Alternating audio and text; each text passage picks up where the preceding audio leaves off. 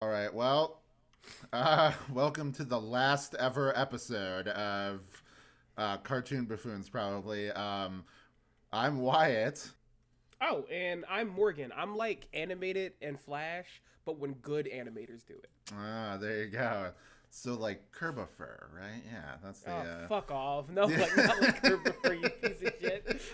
But so this is an idea that I had before we started doing the podcast. I was like, oh, every so often we should take a break and like talk about a bunch of pilots.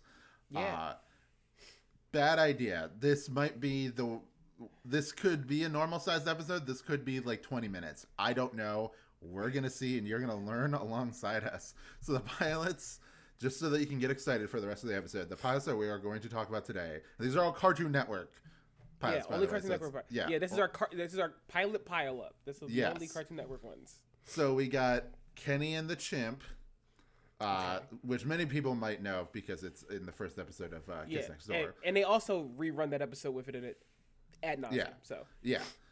King Crab, Trevor, Nikki, Faux Paws, and Uncle Gus. I'll just say it right here. Not counting Kenny and the Chimp because I've seen that a million times. One of these is I enjoyed. I say 1.5, but we'll get into it. I can see. I could say 1.5 too. Like, there's one that I like almost kind of enjoyed, and then it's like, you know, But man, I really hope.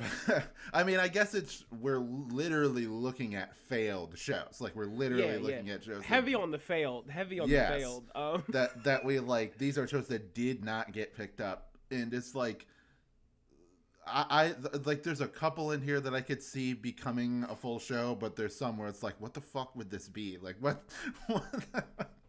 like yeah, go ahead. So before we get started on this, really, like truly, I do want to say, while most people aren't familiar with these pilots, I'm going to assume you may have seen it because two of these pilots' characters show up as important, air quotes, characters in the Cartoon Network Resort online game that Cartoon Network website put out. And I don't know if this is anyone else, but when I was like a kid, I played that resort game because it's like you got to find the right tool, give blank this, and then give this to that person kind of game. But yeah, two of the pilot people in this, like in these pilots, two of the characters in these pilots come from that. Like, I mean, we're in that. And I remember being a kid and thinking, wow, it's Dexter. It's Powerpuff Girls. Who the fuck is Gus? Yeah. So that's a fun thing. I guess some of these pilots they thought would be better Yeah. received. Yeah. So I guess before we get into it, I do want to talk a little bit about my own reasoning for wanting to do this.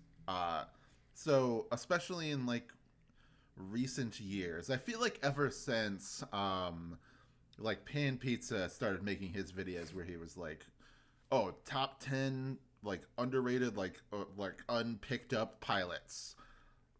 I've been kind of fascinated with the idea of cartoon pilots because there's so much potential there, but it's very easy to see why something didn't get picked up, you know. Yeah. And there's a million reasons it could be. It literally could be like, oh, it was 100% going to get picked up, but something was wrong with it, you know, or something, the timing wasn't right or whatever, you know. So like, and sometimes a show that had a pilot that failed gets picked up in a different form later on. Like OKKO had its pilot, Lakewood Pocket, Jesus, Lakewood Plaza Turbo, and that was in 2013, and then Steven Universe got picked up instead of it, and then it took until 2017 for OKKO, the full show, to come out, and at that point it was like a very different show from what the pilot was, and it was like repitched at a different point. Yeah, like the first failure is never like the end of it.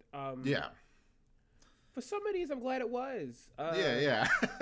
And I'm sure that will be a continued trend as we talk about more pilots. But why don't we start with the first one, Kenny and the Chimp. Morgan, how do you feel about this one? Okay, so this was funny enough, right? Mm-hmm. But also, I don't know if I could divorce this from nostalgia. because this is the one I saw a lot as a kid. And the Ella Fitzgerald joke sticks in my brain because my family, I come from a family of jazz musicians. Not very well known. Sure, yeah. People who play jazz. Yeah, yeah. I mean, guess my grandfather is well known. I mean, it's not well known that I talk about it often. Like, that's cool. I'm not name dropping him. He's a little bit of a dick. But anyway, I remember vividly seeing this and then asking my grandpa about it and him telling me information about Ella Fitzgerald, which is a cool sticking point. So I don't know if I can like divorce nostalgia from it, but if I try really hard, I think these are just jokes. Yeah. Not in like any real format. These are just jokes. And the jokes are fine, but like I was just like, all right. This is exactly what a show like that old Cartoon Network style. I mean, we are kind of a little bit going out of order because some of these pilots were made after stuff we haven't talked about yet. But like this pilot, it feels like in like 1995 when you had stuff like Two Stupid Dogs and they're 7-minute cartoons. Absolutely. And they're very gag centric. That it would work then, and I think that's probably when it was made, because I remember noticing as a kid being like, oh, why does this look different from Kids Next Door? And I know now it's because it's cell animation and Kids Next Door is digital ink and paint. Like it looks different because it was made way later than this, and this was made during the 90s. And like Kenny and the Chimp, again, you are right. It is a funny, like there's funny jokes in it, but I'm just like, I guess my cartoon nerd brain is constantly thinking like, okay, this is a pilot. It's supposed to sell you on a show. There's no show to be sold on here. Yeah. Yeah. What is the world of this show? This is just like, this would be fine as a what a cartoon short, like one thing, like, oh, I made like an animated short or like a whatever, like a little thesis thing. But as a show, like a pilot for a show, I'm like, yeah, no shit. This didn't get, like, it has like funny characters, I guess, but this feels so like first how many times could they do this setup? How many times could they do this setup realistically? Yeah, like, exactly. Also, it's also like not, I know like it's old, but like this shit is like, the references are a bit dated. Like we got an Emerald Lagasse joke. Yeah. Like, it's one of our first gags too, and I'm like, hey, this is how you get rid of pig swine flu. Look at that bacon. I'm like, bam. I'm like, all right, that got a chuckle, but like, it's like, it is surprising because was it Mr. Warburton is like, I think Kids Next Door is a genuinely really funny show. Like, yeah, I do. Yeah. And I think that it has great characters and, even like really good storytelling as it goes on, so I think that he's like a really talented showrunner and a funny writer and all that stuff. But it's very clear that this almost feels like a bunch of like blackout, like comic strip gags. Like this doesn't feel like a show, like a cohesive show. So I really couldn't, I'm going to try to like I'm assuming Kenny and the Chimp have to be a core component of it. Is the Doctor, like, is he a big component of it? I know he comes back in Kids Next Door, which is like a fun, little thing. But like maybe they would go to like other pseudo supervillains and babysit their stuff. But also, I don't know. That would also not work. That would get old in the long run. I don't know. Nothing about everything about this screams like, and this is not an insult. This would have been a really good animation project for school. Yeah. But not a full series. Like exactly. Like this is like something you make as like, oh, in my final semester at Cal Arts or whatever, like working at a art school, you're like, you have to make animated short, like a comedy thing, and you make this, and it's like, this kills. It kills, but it also can't be a show. Yeah. Like this isn't going to be picked up to be a fucking pilot. And like, because like the dynamic between Kenny and the Chimp is just like, I don't know, it's such a basic dynamic, like, oh, Kenny is like a high-strung kid, the Chimp is a chimp. Yeah. And he's fucking things up, and it's like, I love chimps, don't get me wrong, I'm a big chimp head here, but I don't know, I'm just like, I'm not feeling it. It feels like someone got asked, what's some funny things? Yeah. And they're like, a monkey. And I'm like, yeah. Technically, you are correct. Monkeys are funny. But what else we got here? Didn't we roast Moxie for this exact same, like, thing of, like, oh, what do you think is funny? Monkeys are fun. You know, like, this is such a hack thing, like, already in, like, the 90s. Yeah, so, we got to step away from monkeys. Like, every show we've covered has had monkeys. Oh, my God. Yeah. Oh, I mean, and then, yeah, exactly. Like, the... I'm sure Johnny... Oh, yeah, the first episode of Johnny Bravo involves... Which we're doing next, by the way. Involves a gorilla. So it's like... A lot of primates. Because I think in the 90s, kids couldn't find anything funnier than monkeys. Yeah. And then all those attacks started happening in the 2000s. Yeah. And then it got less funny. Because people... Yeah, I remember distinctly, like, really loving... Like, early 2000s, really loving, like... chimps and everything like that, and then becoming like everybody became scared of chimps after that one chimp like attacked that lady. It ripped her face off, yeah, which is like pretty fucked up, but it's also a situation like the chimp was not necessarily in the wrong. I mean, it's an animal, it shouldn't be. Pet, and then we found out about bonobos, and then it got worse. We're like, all right, monkey, we gotta cancel monkeys. These they're horny now. Let's get them out of here. But we want to talk about something that's really not funny. Wait, King first, Crab. First we gotta I want to make a list. Keep this track. What do we feel for Kenny the Chip? How do we feel about it? I don't know if I want to give a number score. That feels hacked. Yeah, maybe like, not a number score, but we can rank the pilots like all in. I mean, if you want to like keep a list and update it across all of them, but like that might be a little bit too much, but. Maybe a number score would be better for that in that case, you know, just 1 through 5. So what do you feel for Kenny and the Chimp? I say 3, right down the middle. Yeah, you know? it is funny, but also if I was an executive, I'm not picking this shit up. No offense. Yeah. Mm-hmm. Like you're a solid 3. You know what? We'll staple you onto your good show, Mr. Yes, Warburg. exactly. And that's exactly what happened. Yeah, it was funny, like rewatching the first episode of Kids Next Door and being like, oh man. This Kids Next Door show is so much better than this show that I'm actually here to watch. And then, so yeah, King Crab sucks.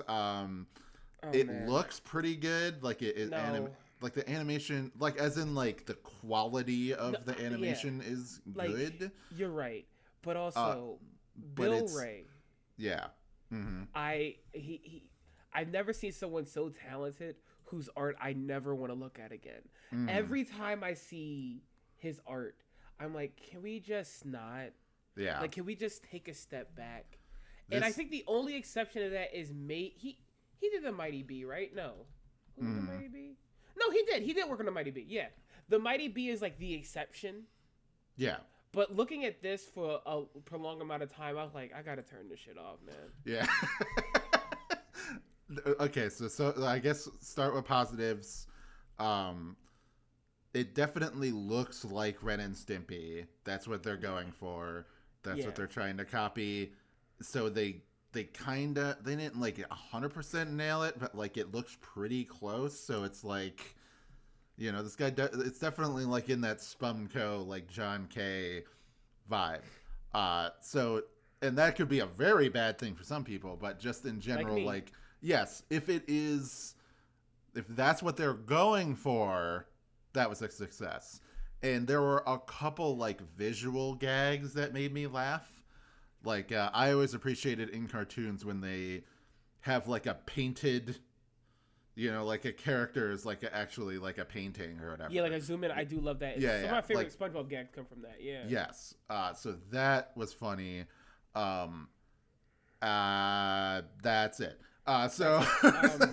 Okay, like, look, my biggest pet peeve is I think it's because of like liking camaraderie and other stuff. I hate when shows that stuff that is media that is made for children is like, look how dark it. Like I'm like I go, the sense of humor in this thing did nothing for me. Yeah, it's just too like, it's because I don't know. I would say something like, Space Ghost that we talked about before, it is like a pretty cynical show, but it is also like very wacky or like I don't know. Nobody like blows up or die. We haven't gotten to Aqua Teen yet, where Carl dies in every single episode. Like that rules. But yeah. But that's the thing, is like I think that's what they're going for, is like, oh, okay, yeah, characters die or get eviscerated, or things happen. And that's like, for me, the problem with this is they really do just lean on like, oh, we have like good animation, we have like funny drawings, but there are no jokes it's like, at all. Like, it's excruciating to watch, I would say. Like, that's how I would describe the show. I think the closest joke is the like, he knows I love him, and like that was almost funny, but I think just like, I don't know, every other joke being the like, these guys look like this and they're behaving like this, isn't that funny? And I'm like, that's kind of the issue with like later Ren and Stimpy also, and sometimes like, just look at how these things appear, and I'm like, okay, great, what are we writing? Yeah, like, and like, yeah, so I don't know, there are just so many moments in this where I'm like, what the fuck is going on? And then like, maybe I could kind of like see a show if I really squint hard enough and be like, okay, it would be like something similar to what we get with like Duck Dodgers or whatever. Yeah. Later on, like a kind of like short form space adventure, stupid captain, going on these adventures, whatever. I could see the show here. I just know I would not like the show. Like, I think that's interesting. It's just seeing like what the show could be, and be like, yeah, this could definitely be a whole show. I would just think it sucks. Yes. The like one female character who is an Indian lady is like like her character design is cute, but I feel mixed because it is like a white lady doing a very like an Indian accent. Yeah. So it is like a little bit like I'm a little bit mixed on it, so I gotta say, I don't listen. I know that there's no way for them to know what slang would be in the future, right? Having the character named Zesty transition into a woman from a parasite, sure is something. Yeah. Like, look, this isn't one of those shows where like, and we talked about before, this show did not become a bigger show, but it definitely did have someone watch it, and then they made a DeviantArt account that night.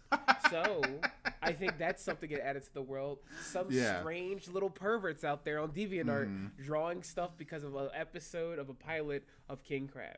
Yeah. So I don't know. This is like maybe 2. I mean, I honestly, I don't know if I want to give it 1 because I don't know. It had I really did hate this, so I think I will give it 1. Yeah, like even if it looks good, the 1 is me saying it looked good. That's the 1. Yeah, it sure. Like, it's me going, it looks great. I hated it myself, but it looked great. Yeah. It was like visually, like, I don't know. I just hated all the characters and the entire premise. It wasn't funny. It was excruciating to watch, and like Charlie Adler, I mean, we're going to be hearing a lot more of him in a couple episodes here, but like, I guess he is a talented voice actor, so like, he did a good job here, but other than that, fuck this pilot. Another one that is theoretically good, but wasn't good at all, is Trevor. This it looks cool, but like, what the fuck was this pilot about? Like, what the fuck was going on? I felt like, no joke, the cool teacher was putting on an educational TV show. Yeah. And, and the thing is, though, I think from that viewpoint, it kind of works. But like, I don't know, man. I'm just like, I think, and I don't mean this in a mean way, I think we got really talented animators who feels like they thought it was enough for a lot for this project. Like, because I do like I like the mix of like actual images of stuff with animation. I like a lot of the effects. Cool. I even like the idea of a kid daydreaming in class. Like, I think that could be a series, right? I think there's like legs for that. But I like, there was no like meat once we got into it, Yeah. This is like, I don't know, like it does remind me a lot of Chalk Zone. Like, that's the first thing that came to my mind. Except for if like Chalk Zone was like good. But I don't know, art style is pretty cool. It has that like they're definitely moving away from the some of the other arts like these ones are more derivative, like the previous ones we did, like King Crab, that's more derivative of like Ren and Stimpy, like we said, and Kenny and the Chimp, like that feels very like comic strip drawings and bold ink outlines and everything. And then this is like a little bit more modern, a little bit more like going towards the 2000s kind of style. We're risking a little bit. We're not doing what was like deemed good before. We're trying something new. Yeah, those like Steven Silver like Clerks kind of art style / Kim Possible, like that kind of art style is what's going for like the human characters. And then like it has that that thing like Chowder has where there's like the realistic pattern that are like on the like a background layer, and that looks pretty cool. Like that. Yeah, I like that stuff. It's just there's like nothing else like I really like this feels like something that would have been on like there was an era where Disney tried to get a lot of cartoons that weren't their property. Mm-hmm. This feels like this would have been one of those that didn't last longer than 6 episodes. Yeah. Oh yeah. This definitely. I mean, to me, it feels like something that would air on like Nicktoons, like what is it? What's that one show with the Making Fiends? That's it. Like it reminds me of like something like that, where it's like, why is this like it's fun or interesting, but like, why is this a show? Like, how did this even get picked up? That's wild you're saying that. Making Fiends was the first time I learned what Toxic Yuri was. You're up. I mean, that's the best part of the show. That's what's good about it. But I like Making Fiends. But Trevor kind of sucks. I wasn't like angry at it. Like no. Like King Crab. King Crab makes me feel like I was wasting my fucking life. I was like, can we stop? Yeah. I was like, fuck this. Let's move on. This was still boring as shit, but it wasn't like, it didn't enrage me. So I think I would put that at 2. I wish I could give this like a teacher's pet on Disney out of 5. Yeah. Oh yeah. Like that. Yeah. Very teacher's pet. Very like, I don't know. It just was like somebody that had like an interesting art style, and then like made a show, and then it just didn't work out. But the next one, I think, does that much better. And in fact, this is the one. We haven't talked about the ones that we liked, but I'm ready for this. I think we're on the same page here. Yes, Nikki. Nikki was so good. Is like so much better than the other shows that we talked about, like the other pilots, that I was like I was like so charmed and blown away by this, because I love both of the main characters, Nikki especially. I love the way it looks. Yeah, it looks awesome. It's so adorable. Like, all the animation is so good. Like, not just the art style, but like the actual character acting in the animation is so cute. And I was like, oh, come on. I want more of this. It feels like how, as a kid, I would fill in the blanks of children's books I like a lot. Mm-hmm. Like, that's the kind of vibe it gave me. It was so good. It was really good. I gotta say, I know why it didn't get picked up. Why is that? This does not feel like a Cartoon Network show. No. This thing drips Nickelodeon top down and center. Mm-hmm. This would have definitely been on Nickelodeon and stuff like that. This would have fit perfectly in the Duggosphere of like around those areas. Like, yeah. But it's so good. It's so fun. The premise also doesn't even have to stick. Like, even though the episode we do her people watching and then she follows that person, even if that's like a cool premise for a pilot, every episode doesn't have to be that. We meet her parents. We see her dynamics. It could be so much more. But also, just doing more of that would also be fun. Like, yeah, this is so good because we're introduced to the protagonist and then her friend.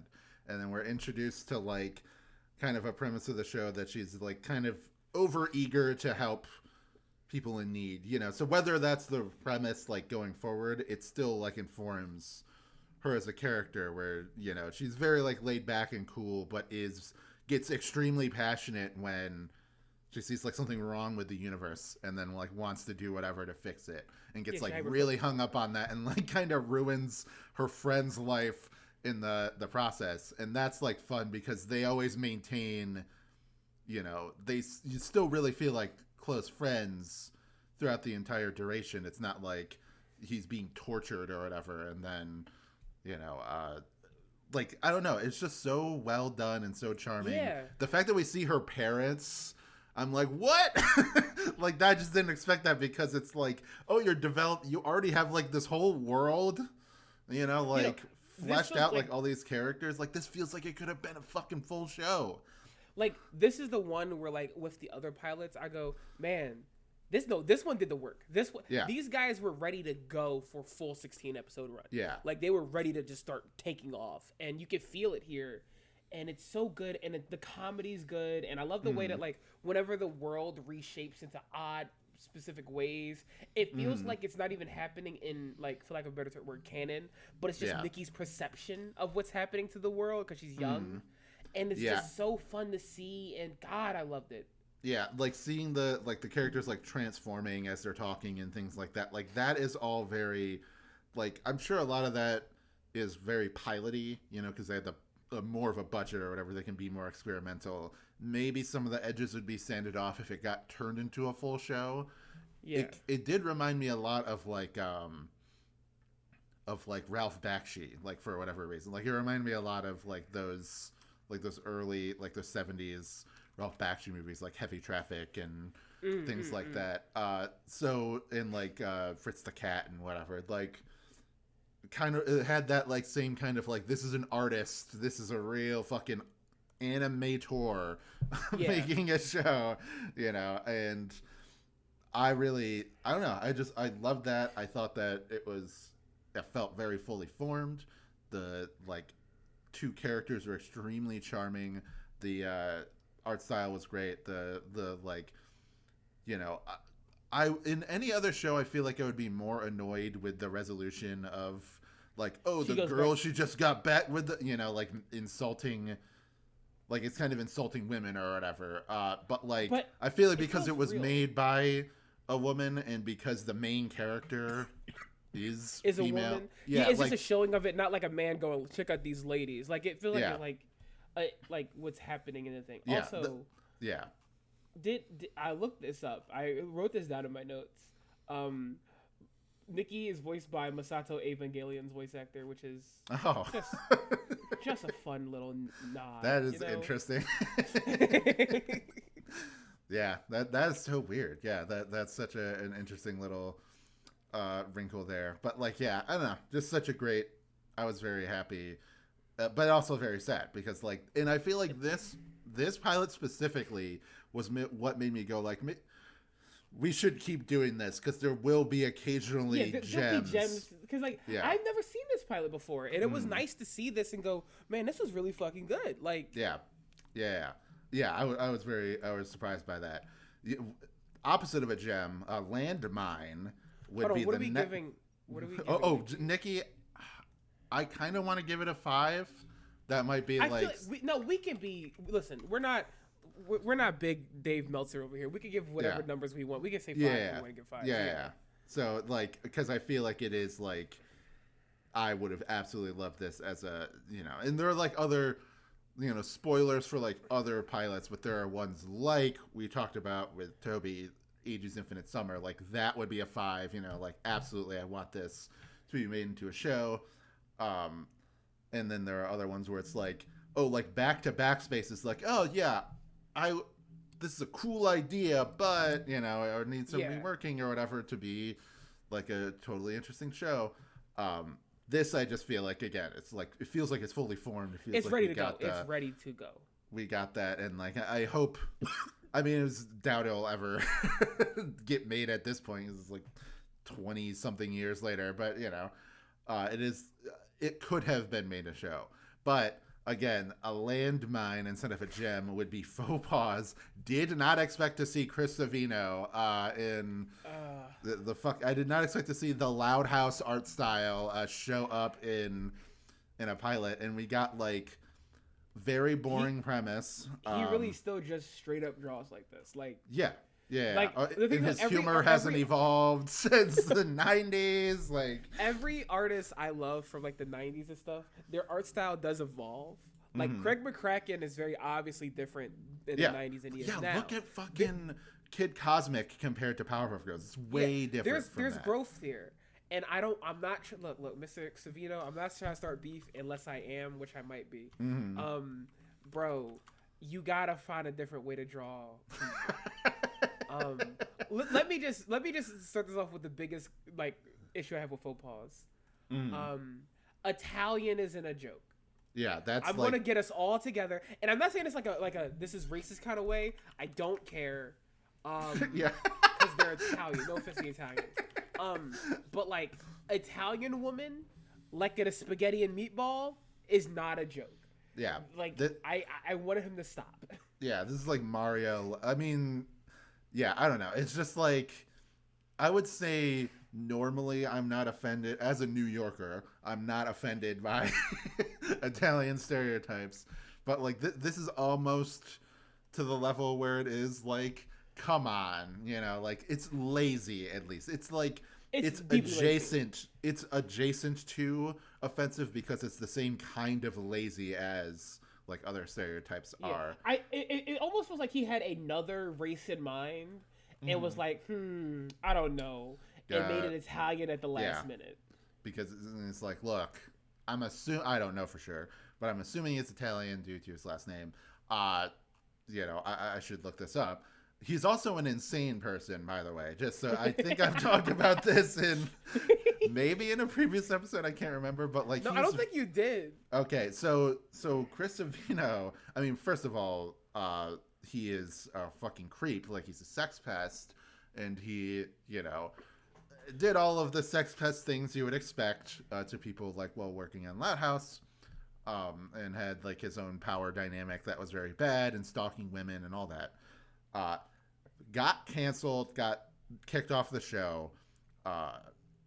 Then he fucking tried to come back with the excuse of being a born-again Christian. Oh my God, that always fucking works. Yeah. And like, he was like, yep, I lost my wife and kids and, you know, my show and everything, but I found Jesus. He's there for me and I'm ready to come back and take my position on the show. And no. Like, no. It's like Justin Roiland. Remember when it was like, you know, he wasn't like people like looked at all of him being a fucking creep towards teenagers. And then because they didn't prosecute him for it, he was like, all right, guys, bring me back on. No, Justin. And they're like, no, we saw you how racist and weird. Yeah. So I think stuff on this. I think about his racist messages to that 16-year-old all the time. Yeah. Because they're not even like well-constructed racism. I've dealt with a lot of racism my day as a black person. His was just like, it was very 4chan. My man, you're like 40. What's going on? Yeah, it's extremely embarrassing.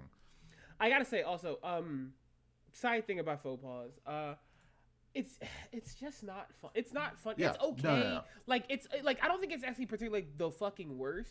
No, not at all. Like you can tell Chris Savino is a talented guy. Like he is like, because he worked on these shows. Like he worked on Dexter's Lab and Powerpuff Girls and everything. So it's like he is a talented character designer and animator and everything.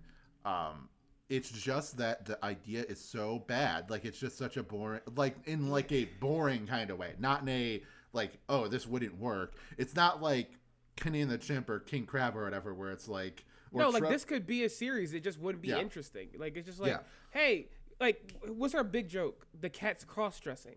That doesn't mean anything. It's a cat. Yeah, who fucking cares? And then like, oh, the cat is like mean and grumpy, and the dog is like innocent and no fucking shit, dude. Hold on. And they eat Italian food. Garfield, sue this motherfucker. Yeah, sue this motherfucker. Yeah, there is like, is the episode going to be them like being adopted by other people, or is it always they're going to just be hanging out with this Italian lady? They went back. Time? I think they're going to be hanging out with the Italian lady all the time. I think because they went back to her. Yeah, but like who knows? That like the resolution. I think they were trying to go for something that was like emotional or whatever, but it just felt like really corny. Because she's like literally singing Italian opera, and they're like, "We should go back." And I'm like, she's so sad. Yeah. But also, like the other joke, like she has like a psychosis because she thinks they're kids. I'm like, I don't know. But she got it from a pet store. I don't care. Yeah, I just don't understand why, like, and again, I'm giving Chris Savino the benefit of the doubt that he is Italian, but this just feels so much like aren't other cultures funny? Like aren't like people who speak are immigrants weird and funny? Like is that's the entire joke for the like there are characters like that exist in other shows, like Rolf in Ed, Edd n Eddy. But like he's one character amongst many different well-designed, well-informed characters and everything, It's not just like, oh, you have these two cat characters which are like comic strip level plain fucking two-dimensional characters. And then you have like, their owner is like an old lady who is Italian, and that's it. Also, and then that's her one character trait is that she's an overbearing mother and is Italian. Also, I think like when you go to Rolf, I think the reason why Rolf works so well is that Rolf is so deeply ambiguous and fake. Yeah, like he's based on like Eastern Europe, obviously, but like it's not specifically like Ukraine or Russia or Finland or anything like that. It's like whenever like Rolf is like whenever there's a joke for Rolf, the joke isn't just like that he's like not from America. It's also that he's like, yes, I must punish you with the hammer. Yeah. Yeah, exactly. It's like that the things that he's doing are so insane that it's like no real world country would ever actually be like this. Exactly. So that's why it's funny. Whereas like this is just like literally just being like, oh, she's saying Italian words and she's doing things and she's being an overbearing mother or whatever, just like my grandma was. Like that's what it feels like. And like it's cheaper to go to therapy, dude. Yeah. So, I wanted to finish what I was saying about Chris Savino, though, is that like he became a born again Christian, but he also became he didn't become like Catholic or like a normal denomination. He immediately went to like one of the doomsday like apocalypse denominations, God. Like one of the ones that are like, oh yeah, the end of the world is nigh. Armageddon is coming. The fucking Book of Revelations, like those kind of people. Like he's surrounded himself with, like he's part of a doomsday cult. Essentially, I have no idea if he's still part of that now, but that like literally that is what happened with him, and that's why I'm like, holy fuck, he like completely, like his mind was completely broken by being a sex pest, like he and getting actual repercussions to his actions happening to him, like that ended up breaking his brain. Anyway, so he sucks. And this pilot isn't very good, but it's not the worst. So 2 stars. So 2 stars for Chris Savino. That's his whole career. 2 stars. Woo! Yeah. Because Loud House, I'm sorry, even without him, is not very good. So like, no, it's not good. It keeps getting spinoffs. That's the same concept but ethnic. Yeah. I can say that as a person of color. It's whack. I fucking hate the Loud House spinoffs, dude. Yeah. They're so bad. Like, I remember, like, people like, the Loud House has, like queer representation. And I was like, me and Morgan as a queer person, y'all got to get the fuck up off the ground. Yeah. I need you to literally pick the bar up. I'm tired of this. I mean, I can't speak too much on that, but I did feel that very hard with the Loud House where it's like, is this real? Like, I guess thanks, but like, also, who gives a fuck about this character? I'm not like that. Like, who cares? Maybe she gets like great episodes later on, but like watching the first season, I was like, who cares about fucking this character? One more thing at Loud House. I'm sorry. Naming your spinoff about the Latino family from the Loud House, the Casa Grandes, should have gotten someone shot. I don't know who, but someone should have been shot. I was worried that this was going to be a Mexican lady and not an Italian lady, like at first, just because she has like the darker skin, the Chris Savino style of drawing. Yes.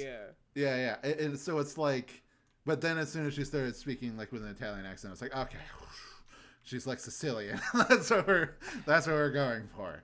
Okay, it isn't going to be extremely offensive. I mean, it's like offensive adjacent. It just happens to be like an ethnicity that like, I doubt. I mean, people in New York will probably get pissed off because they just get pissed off of fucking everything. But like, true, as whatever. Yeah. Anyway, so we got one more, Uncle Gus. How do you feel? Okay, so let me just be real. I hated this the entire time. Yeah. Until I didn't. Okay. I think if they just let Biotis, the little weird kid, talk, I could watch this all day. Yeah. But they don't. And then they had the weird, vaguely racist little black kid come in. Yeah. I couldn't really follow what was happening. I was just like, there's stuff happening here. I don't know. I don't think this was like particularly super bad. Yeah. But also, I feel like it might be the worst one. Yeah, in a weird way. Because this wasn't like funny at all. Like it didn't really entertain me at all. I guess the art style is kind of cool. Like the character designs are like, as in like they're interesting. Yeah, they're bizarre because like it's not to my taste. But I guess the like his like gay like horse or whatever, like the thing that's like following him around, gay like, horse. Yeah, whatever. Like that was like an entertaining character. We don't even really explain why he has like a horse that walks on two legs. Yeah, but like again, like that's I don't know. I watched this last night, but I really can't remember much about it other than me neither. I remember like I think his ex-wife is like fucking a gorilla. Maybe is supposed to be insinuated. Yeah, and then again monkeys. I'm tired of it, but yeah, we gotta get out. We gotta no more monkeys, guys. So, and apparently this is the like Big Nate creator. Like this is the guy who made. Oh, the cop. Yeah. Yeah. So it's like, I don't know. That I'm sure that's something. I'm sure. I hope fans or whatever can enjoy that, but I don't really care about Big Nate. I didn't really care for this pilot. I think it is like it didn't actively piss me off like King Crab. So I don't know. I just don't have much to say about it. It's just like I had more to say about the last one because I could make fun of Chris Savino. But like I think like I would say this is the worst because there's nothing to say about it. Yeah, yeah, exactly. So maybe like instead of being angry at it, I'm so incredibly bored and like unamused by it that it also deserves one. Like it just is like also like who gives a fuck about this pilot? Yeah, I'm gonna go to sleep tonight and I'm never gonna think about Uncle Gus again. Yeah, absolutely. At least like that other boring fucking shitty one, Trevor, was like. Looked interesting. So I'm like, that one. Yeah. Like if I see an image of it, I'm like, yeah, that looked pretty cool. That kind of reminded me of what the hell is that one pilot where the creator's a pedophile also?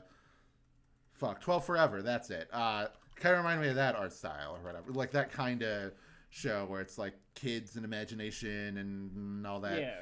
You know, so it's that's the thing on it. It's weird we didn't pick up that with the name 12 Forever. That's it. Yeah. I'm gonna keep going. Yeah. But like I don't know. I guess when I try to find online versions of the Cartoon Network Resort video games, then I'll like, oh look, it's Uncle Gus, and that's gonna be it. I think that's gonna be the whole. That's true. That's so crazy. They must have like gotten really close to like picking it up as a show, and then something went wrong because like I can't remember any other pilot being a, like a fixture or whatever. Other than, okay, so there are some. There's this fucking cat from the... it's Vivian from Faux Paws too, yeah. And there's like this other caveman and then Prickly Pickle, which we'll all talk about those later, probably. Oh, yeah, fuck. Actually, the next 6 that we're going to do... And I think it was a good idea to do 6 because my original plan was 4, and we definitely would have like only had like 30 minutes of content if we talked about 4 of these. But the next ones are Lucky Lydia, Long Hair and Double Dome, Lost Cat, Prickles the Cactus, Thrill Seekers, and Captain Sturdy. Hopefully one of those is good. If I'm going off of names, not to be mean, right? Mm-hmm. I'm feeling like they're not going to be. Yeah. I feel like a name can really sell a lot of a cartoon, and these names are not selling it well. I feel like I was looking up some of these when I was like going through and like putting this list together, and these, like, thinking about trying to remember what these ones are, none of them like stood out to me, except for maybe Captain Sturdy, but I will have to see. As far as like the next actual episode, though, we're doing Johnny Bravo, so that's, which will be, much. I'm sure we can get more content out of that than this. I'm writing a dissertation of toxic masculinity. Yeah. And comp het about Johnny Bravo. Get ready for that. Yeah, baby. I'll say this, like, as a teaser about Johnny Bravo. I mean, I'll get more into it in the episode.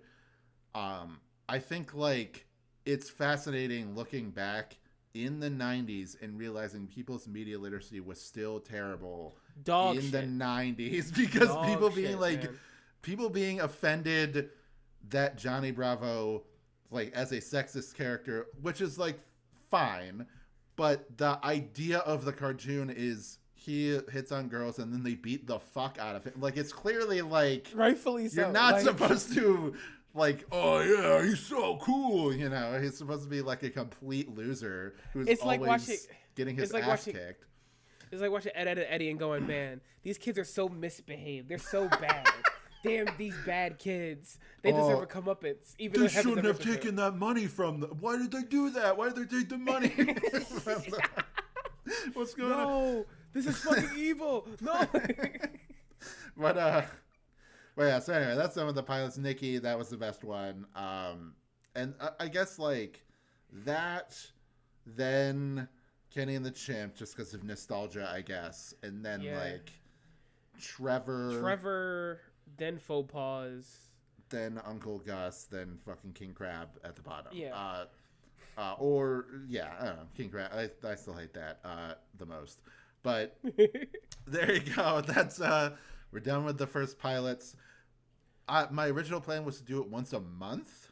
We will see if I keep up to that. If not, no big deal. I might. You get a pile up eventually. Yeah, you'll get them every so often. Like, it maybe, like, it won't be too long. It won't be more than like a couple months if that's the case. Maybe just when we can maybe do it whenever we have, like, a little extra time before another episode or before a guest comes on or whatever. We can do that or whatever. But I don't think I want to make this as, like, it'd probably get pretty fucking old quick if we did it, like, every month, like at the end of every month, like my original plan was, because, like, yeah, like I said, some of these were excruciating to watch through. So, but one of them was very good. But yeah, we're done with that. I do think if you're like, you guys should watch all of these pilots, because again, animation is, like, hard. Even making a pilot can be a pain in the ass. So, like, watch these and give your own opinion on them. Definitely watch Nikki, because I don't know, it's that era of cartoons like that is gone, and it's a good thing to see and go back to it. Nickelodeon, you dropped the ball here, you fuckers.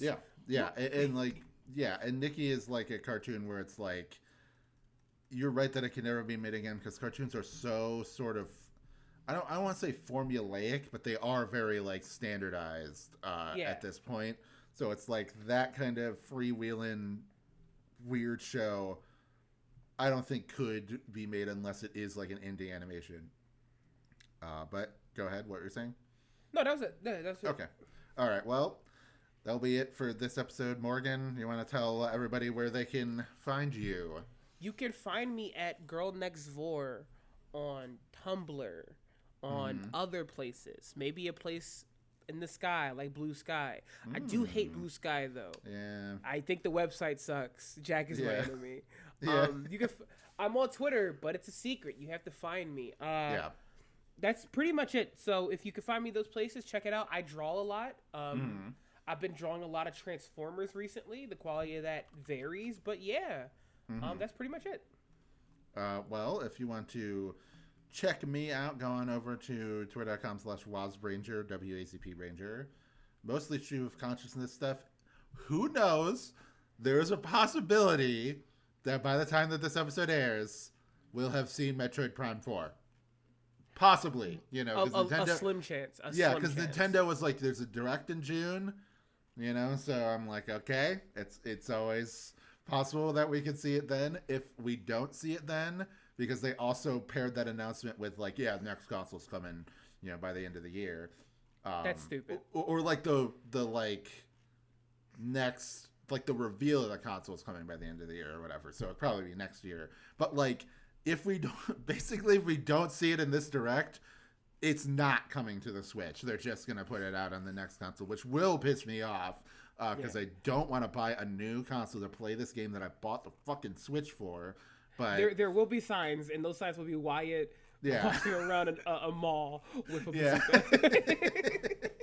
Going to fucking Seattle to the Nintendo America offices. But yeah, Reggie don't even work for the company anymore. You're going to go, Reggie, get the fuck out of here now. Yeah. Oh man. But yeah, so if you want to support this on Patreon, if you want to get to the next episode on Johnny Bravo a week early, if you're listening to this on the free feed, you can get that right now at the $5 level. Listen to Morgan and I and Indy, a friend of ours, talk about Johnny Bravo. If you just want to support at the $1 level, though, there's plenty of fun stuff. There's Wild Cool Robot, which is me, my friend Wayne, aka Bolt Creature on Twitter, reviewing every single robot in existence. And there's also Shit Shooters or Off-Topic podcasts. That's at the $1 level. It's just me and a guest go back and forth with stuff that we've been doing, in the between episodes or whatever, like in the past week. And that's a good time. Also at the $5 level, some other stuff like podcasts to do with Cody, Stephen King's, which is going through every single Stephen King adaptation, which is some of them are good, some of them are very bad. Really bad. That is like a fun time. But yeah, check all that out. And join us next time to talk about Johnny Bravo. See you there. Whoa, mama.